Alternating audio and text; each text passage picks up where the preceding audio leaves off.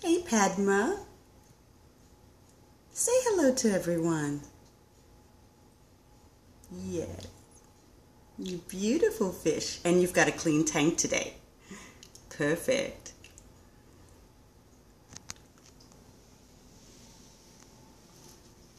Hello there. This is Marjorie Phoenix from MarjoriePhoenix.com. Welcome. Well, I'm scoping today from beautiful Florida, not sunny Florida. Mark Shore was right when he said that we have awful weather. We've had overcast and rain all day. But it's fine. You take the good, the bad, and the ugly. So I hope everyone's enjoying their Saturday. So, I got a question for you. Tell me, who the hell do you think you are? You know, when someone asked me that question, I couldn't answer it. But that's actually the title of my memoir, Who the Hell Do You Think You Are? And when I tell people that, of course, they're shocked by the title. And I explain the backstory to that. I was sitting across the dining room table from my then husband and explaining to him all of my dreams and my aspirations that I had for my life. And he looks at me and he asks, who the hell do you think you are?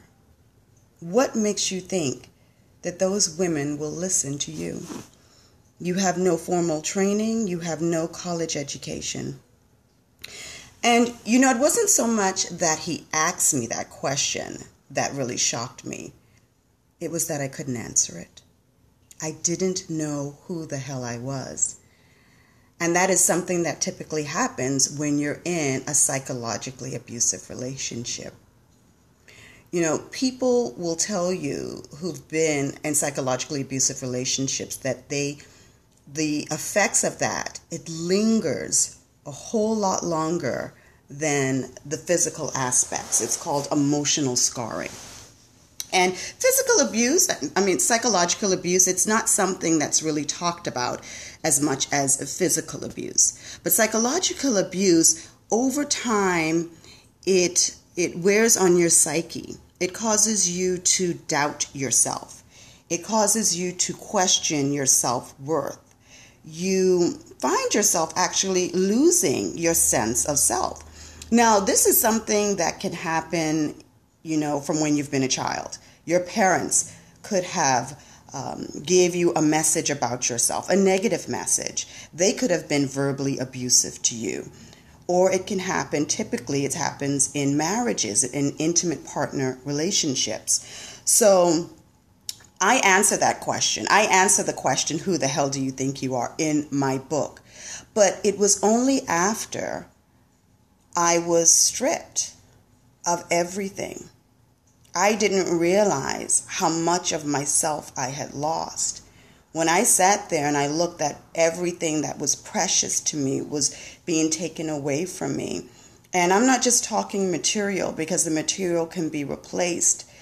But, my reputation was at stake, and my child, and all of these things, because someone wanted power and control over my life. So I was stripped of everything, and I had to rebuild my life, but I had to start at the core. And the core of that was my identity, my sense of self again. And that's one of the things that I tell women, that when you're coming out of that abusive relationship, that's the place that you're going to have to start. You're going to have to start rebuilding yourself from the inside out. That's where it all starts. So I teach something called the Art of New Beginnings. If you go to my website, you'll see that the Art of New Beginnings, and it's self-love, self-care, and self-health. Those are the things that you have to start working on, those three main points. And I'm not going to get into that today. That's for another scope. But what I wanted to do today was just continue to introduce myself to you all.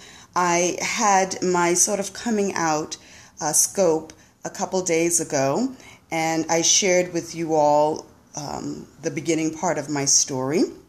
And for those of you that missed the replay, it's on YouTube, on my YouTube channel at Marjorie Phoenix. But I want you to feel comfortable with me as I continue to scope a little bit at a time, share more about myself, and share information that I think is going to be helpful to anyone out there that has gone through any abuse and trauma and what they can do.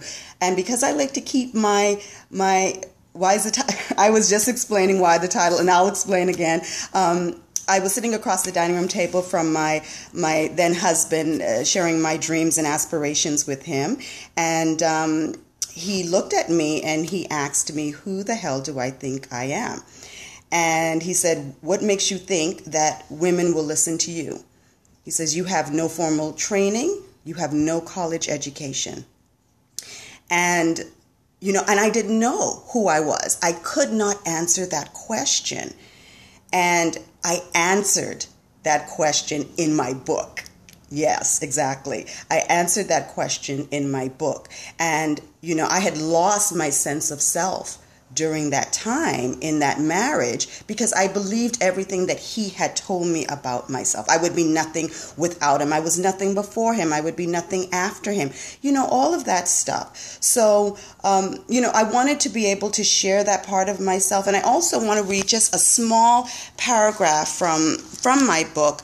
I have about 12 chapters, but I've also done some afterthoughts because it's a memoir. I just really wanted you to see what I learned from all of that. And in this paragraph, it says, if I were to ask you, who the hell do you think you are? How would you answer that question? For me, I would have answered mother, daughter, and sister. Yes, it is my book. And although I am those things, I am more than that. Yet I could not see beyond that. What I wouldn't tell you is that I also saw myself as a loser, a failure, uneducated, just to name a few. And I told myself in secret that I was those things because I had experienced things in my life that affirmed it. I had people in my life tell me so. There's so many of us walking around with a false sense of ourselves, with a false sense of identity. We're telling ourselves lies about ourselves. We're believing what others have said about us. And over time, we lose a part of our true selves. That's why there are so many women in the prime ages of their lives just now discovering their authentic selves through therapy, coaching, and support groups. You're not your accomplishments, and you're surely not your mistakes or failures. Just a little bit of a realization for me. So I wanted to share that with you guys. I hope that blessed you in some way. Please follow me on Twitter if you're on Twitter. I'm everywhere on social media as Marjorie Phoenix. And I look forward to scoping and sharing with you again sometime soon. Now go out and change the world. Bye-bye.